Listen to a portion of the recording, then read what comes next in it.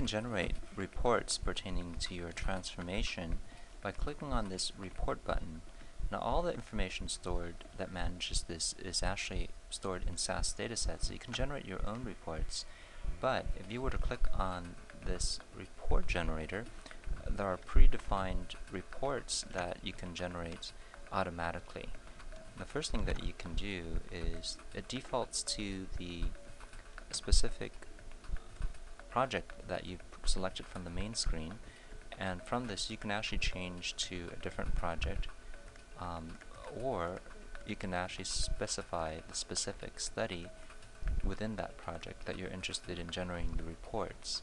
These are the model names, the source data, and some related information that will show you what report you can generate these for.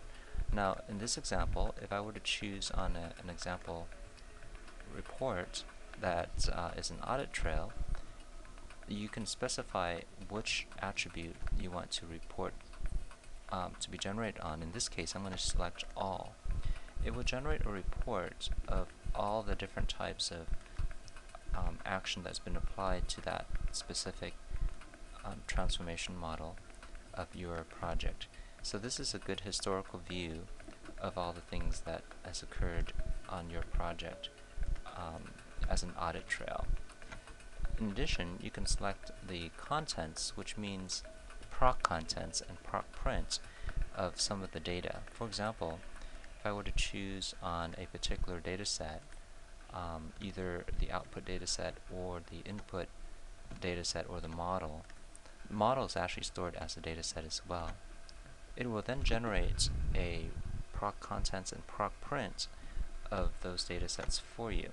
Now in the proc print case, it's actually a subset of only some of the observations, whereas it doesn't include all of the data. It's only a small subset, but it gives you an idea of the proc contents in terms of the variable attributes, and also the proc print, which contains a subset of your data.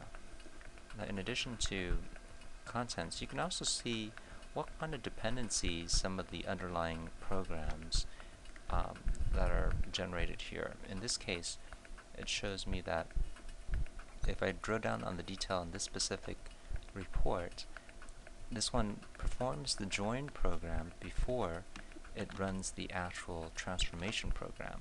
So the dependency is within this order that you have to run your programs for. So the dependency report shows you all the programs and how they're interdependent. You can also have a duplication verification test if there are any. In this case, it doesn't find any, but if it finds that the transformation variables from the source data and also the output data, and if there are any duplicates in the variables, then you can see if there are,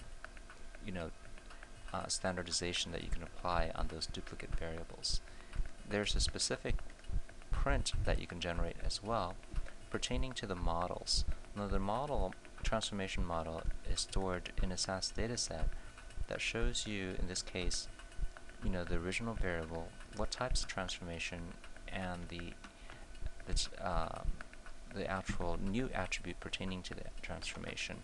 So this could be viewed through this print model, so you can see that in a report form.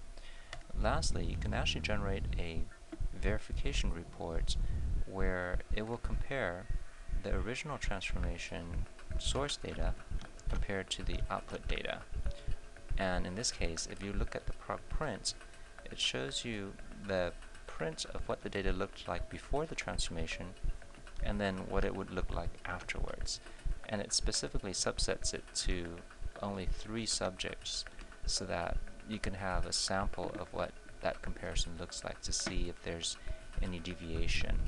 Now, in addition to the proc print, I had forgotten to show you, there's also a proc freq, which when you click on this, you can see the frequency count of, in this case, the subject variable originally was called patnum, and now it's been changed to unique subject ID, just to see if during the transformation did you lose any. In this case, they both have the same frequency count, so that's a good sign.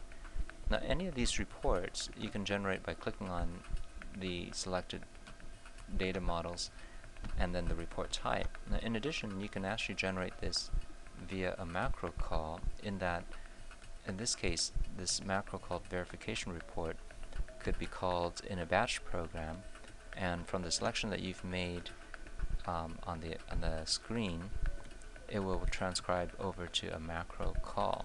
So you can then save this macro and run it in batch mode, and the same report will be generated. So any of these reports could be expressed in the form of a SAS macro that can then be executed in batch mode. So these are some of the sample reports that you can generate that are quick and effective way of reviewing your transformation models.